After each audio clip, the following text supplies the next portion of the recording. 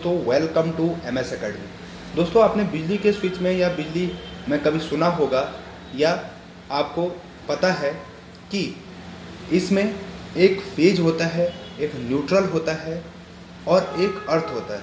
यानी बिजली के स्विच पे आपने इस तरह के कई होल देखे होंगे, यानी 3 होल देखे होंगे। यहाँ पे ये मान लीजिए एक फेज है, एक न्यूट्रल है। तो यह यहाँ पे फेज और न्यूट्रल कोई भी हो सकता है। मैं मान रहा हूँ कि एक फेज है, एक न्यूट्रल है और दूसरा इसका अर्थ है।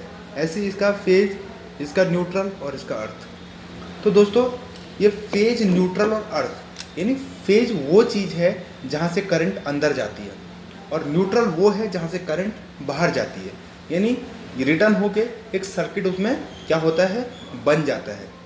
दोस्तों, अर्थ जो है, ये जो बड़ा सा छेद है आपको दिख रहा है, यानी बड़ा सा होल है, इसका काम क्या है?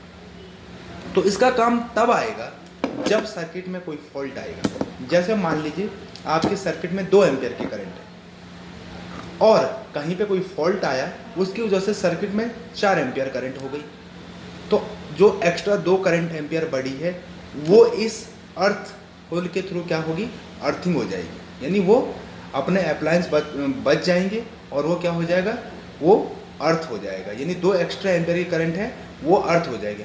अगर वो अर्थ नहीं हुई तो आगे जाके वो आपके इक्विपमेंट को क्या होगा, जला देगा। यानी आप जो भी यूज़ कर रहे हैं, फ्रिज हो, वॉशिंग मशीन हो, चाहे आपका पंखा हो, कुछ भी हो, वो क्या कर देगा, आपको ये करंट जो एक्स्ट्रा बढ़ी हुई है वो उसको जला देगा। तो अब सबसे इम्पोर्टेंट बात आप इसमें देख रहे होंगे कि ये 2 छेद जो है वो आपको पतला, लेकिन ये वाला मोटा दिख रहा है। ऐसे ये 2 पतले दिख रहे हैं, ये वाला और भी मोटा दिख रहा है। तो जो अर्थ वाला जो है छेद है वो मोटा क्यों बनाया जाता है, नहीं उसका एरिया ज़्यादा क्यों होता है? वो इसलिए क्योंकि जितना बड़ा एरिया होगा उसका रेजिस्टेंस यानी प्रतिरोध उतना ही कम होता है और जितना प्रतिरोध कम होगा करंट उससे ईजिली पास होती है, नहीं उतनी ईजी तरीके से उससे करंट क्या हो जाएगी, पास हो जाएगी, यानी अर्थ हो जाएगी। इसलिए हमेशा हम इस वाले होल को क्या करते हैं, बड़ा बनाते हैं, ताकि हमारी करंट फॉल्ट आने पे बहुत तेज़ी से क्या हो जाए, अर्थ हो जाए और हमारी सर्किट क्या हो जाए,